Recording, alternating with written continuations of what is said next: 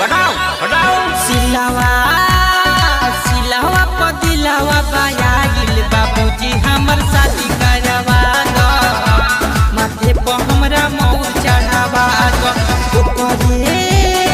ऊपरे लबानी पगलाई बाबूजी हमर शादी करवा दो, माथे पर हमरा मौर चढ़ावा दो।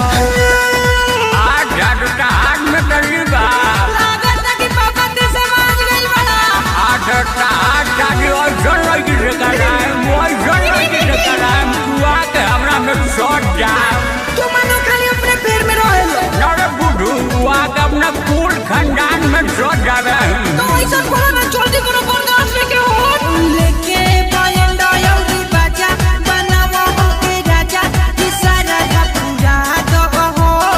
मानी लो पापा हमर बतिया ले चलो तू बरतिया कि दुल्हा बना दो हो।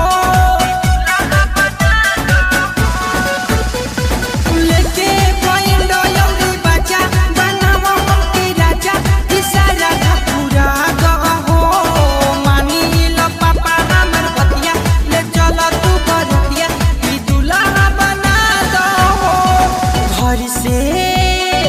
घर से चाहे तू भागा दो, बाबूजी हमर शादी करवा दो, माथे पर हमरा मौर चढ़ावा दो।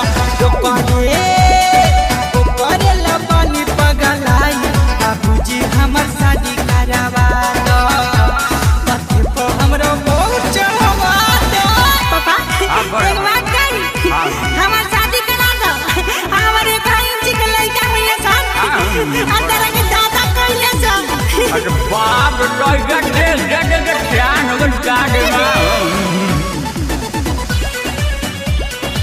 SA रिकॉर्डिंग स्टूडियो आकिल टोला।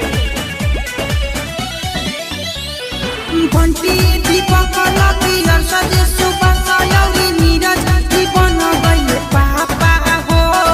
मुंगन कुआरे ये बाबू खत्म भइल काबू कि हमारा बुझाता हो। अतवैया मकरी रूप में काबू घंटी दीपक लगी सजे सुबह सयौरी नीरज दीपन गइले पापा हो। मुंगन कुआरे ये बाबू खत्म भइल काबू कि हमारा बुझाता हो। कृष्णा जायक से बता दो, बाबूजी हमर शादी करवा दो, माथे पर हमरा मौर चढ़ावा दो। ओकरे